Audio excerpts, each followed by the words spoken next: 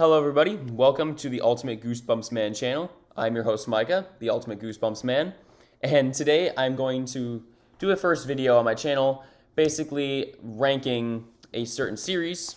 I'm going to be ranking the Night of the Living Dummy series. Now these books are easily some of my favorite Goosebumps books, definitely some of my favorites growing up, and basically what I'm going to be doing for this ranking is I'm going to rank them based on my nostalgia, because I'm going through the entire original series, or as much as I have, and I'm going to reread all the books, review them on the channel, review the episodes based on the books. Basically, between those videos, for filler videos, I'm going to be ranking, or doing these nostalgia rankings. And basically, these rankings will change. I will say that. They'll most likely change once I reread all the books now and review them, and I'm very excited to do these. But these are strictly based off of my memories as a child, reading these books growing up, what books were my favorite. Now, this ranking does not mean any of these are bad books. These are just what I liked growing up. And I'm going to be doing this for pretty much any of the Goosebumps books in the original series that had sequels, so Haunted Mask, Deep Trouble, Monster Blood, Say Cheese and Die, all those books. So I think I'm just going to get started here. So starting off at number 3, my least favorite Night of the Living Dummy book growing up, Night of the Living Dummy 3. Now, this book is interesting for me. I did not read this a lot as a kid. I read this, I think, maybe once, possibly twice, and I liked it. It was still a good book. I just was not a huge fan of it compared to the other two. I think it's the least scary, personally, and yeah, I don't know. It was just kind of silly overall. The cover is really cool, though. Here's the back. So yeah, again, this might change. It might be better once I reread it again, but for now, this is just my number 3 spot.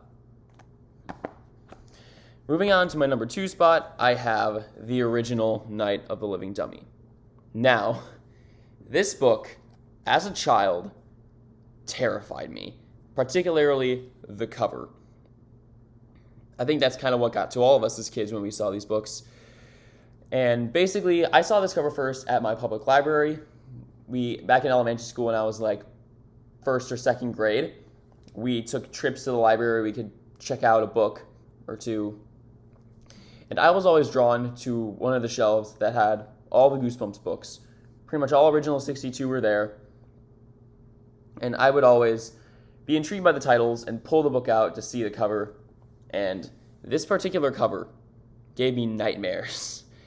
I literally saw this for a second and immediately just pushed it back on the shelf. I could not look at it. It scared me to death. There was a few covers that did that to me. I know The Horror at Camp Jelly Jam was another one, How I Got My Shrunken Head. Those covers freaked me out growing up. I love them now. They're some of my favorites.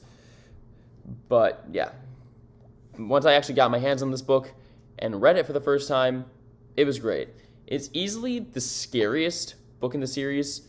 I think I already mentioned that before, but it's easily one of the scariest. It freaked me out growing up. There's a lot of really creepy moments, particularly with Mr. Wood, who's obviously the main villain of the book. It's not Slappy, spoiler alert. But, yeah, there is one moment, particularly near the end, where Mr. Wood is strangling a dog. That scene was really creepy, really messed up in my opinion, and it's one of the most vivid imageries from this book. So yeah, I love it. It's number 2. But I think you all know what my number 1 is, because it's the only one that hasn't been shown. And of course is Night of the Living Dummy 2. I love this book. This was very nostalgic for me. It was the first Night of the Living Dummy book I read, and also the first one that I owned. I got this as a Christmas gift, and yeah, I just loved reading this book. I've read it probably 3 times growing up, so I've read this a lot. And I got this book pretty brand new. It was like mint condition, and as you can see from the cover, or the spine anyway, it's pretty beaten up.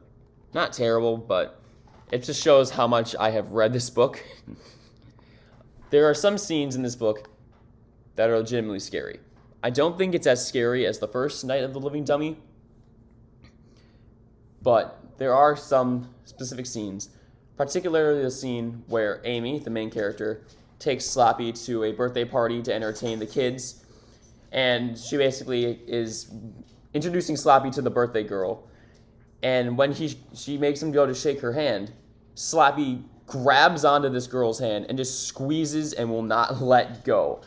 And that scene terrified me growing up. Just the thought of that, knowing that this dummy is literally squeezing this girl's hand and not letting go, and that Amy has no control, because obviously with a ventriloquist dummy, you don't have control of the hands.